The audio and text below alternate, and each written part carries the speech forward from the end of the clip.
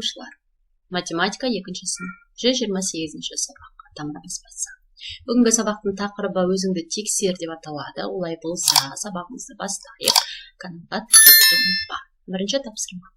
Кез келген тұйықталмаған қисық және тұйықталған сынық сызықсыз әр сызыққа 3 нүктеден қой. Және әріптермен белгіле. Осы белгіленген нүктелердің бір-біріне қатысты орналасуын анықта дейді. Яғни мынада екі түрлі сынық сызамыз. Біреу тұйықталған, біреу тұйықталмаған. Тұйықталмаған деген сөз мына жан-жағы қосылмаған, ал тұйықталған оның барлық бұрышы бір-біріне байланысып тұрады. 3 нүктеден сызамыз, иә? Бірінші мынаған мінекей тұйықталмағанға 3 нүкте сызамыз, тұйықталғанға да 3 нүктемен белгілейміз. Одан кейін оның әрбір нүктелеріне оның нүктенің атауларын жазамыз. Мысалы, біріншіге тұйықталмағанға А, Б, С, екіншіге Е, К, М деп жазып қойдық.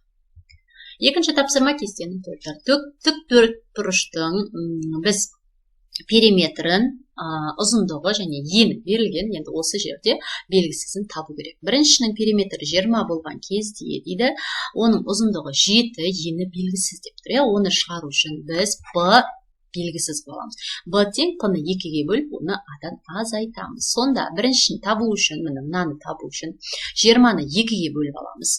10 шығады, 10-нан 7-ні азайтамыз. Яғни мына бір ұзындығын алыстаймыз. Сол кезде 3, яғни мына жерде ені 3 см болады деген сөз.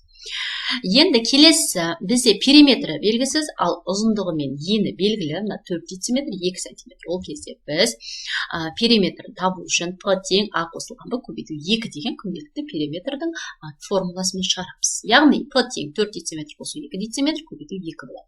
4-ке 2-ні қоссақ 6 дециметр, оны 2-ге көбейтсек 12 дециметр. Периметрі 12 дециметр. Мына жерде 12 дециметр шығады.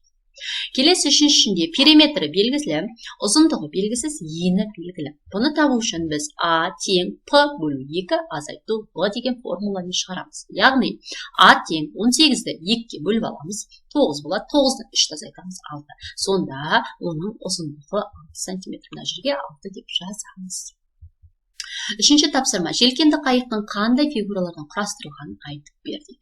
Жауабы 3 үшбұрыштан, 1 төртбұрыштан, 3 дөңгелектен және 1 түзу сызықтан құрастырылған деп жазамыз.